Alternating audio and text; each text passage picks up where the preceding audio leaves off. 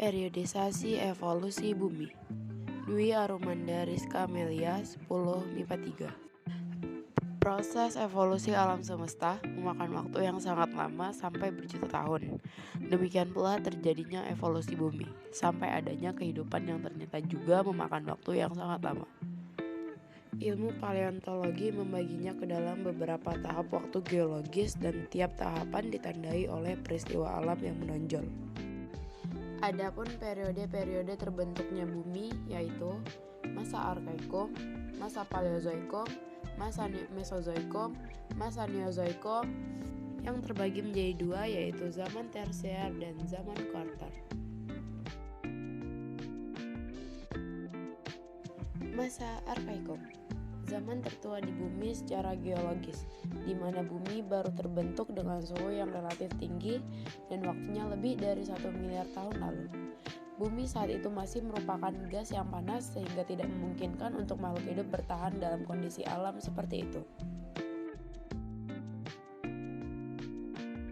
Masa Paleozoikum. Masa ini merupakan masa purba tertua karena berlangsung kira-kira 350 juta tahun yang lalu, di mana keadaan bumi masih belum stabil dan zaman ini sudah meninggalkan flora dan fauna. Makhluk hidup pada zaman ini masih sangat primitif. Diperkirakan makhluk hidup yang hidup pada masa ini adalah makhluk bersel satu dan masih sangat sederhana. Masa Mesozoikum. Masa Mesozoikum disebut juga dengan zaman kehidupan Madia. Masa ini terjadi 252 hingga 65 juta tahun yang lalu, di mana masa ini merupakan fase kedua dari keberadaan makhluk hidup seperti binatang amfibi, reptil, dan binatang berukuran besar. Zaman ini dikenal dengan sebutan zaman Jura.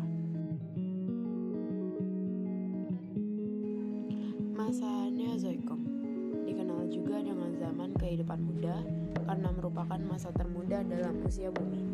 Masa ini berlangsung sekitar 60 juta tahun yang lalu. Neozoikum menandakan lahirnya kehidupan baru dan berakhirnya 3 masa klasik, yaitu Arkaikum, Paleozoikum, dan Mesozoikum. Masa Neozoikum terbagi dalam 2 zaman, yaitu zaman Tersier dan zaman Kuarter. 1. Zaman Tersier. Zaman hidup ketiga yang dimana binatang menyusui berkembang sepenuhnya dan reptil raksasa semakin menghilang. Zaman ini ditandai dengan munculnya tenaga endogen yang dahsyat sehingga mematahkan kulit bumi.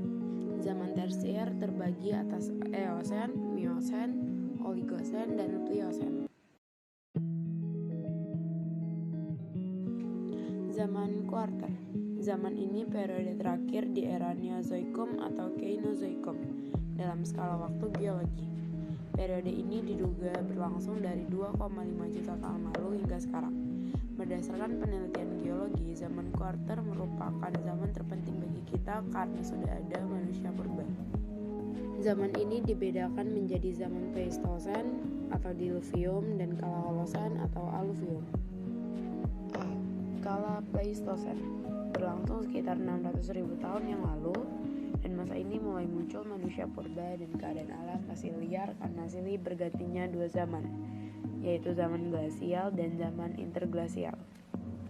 Zaman glasial adalah zaman meluasnya lapisan es di kutub utara sehingga Eropa dan Amerika bagian utara tertutup es.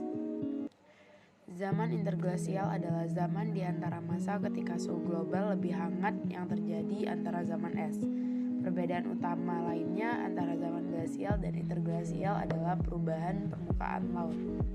B. Zaman Holosen atau zaman Aluvium.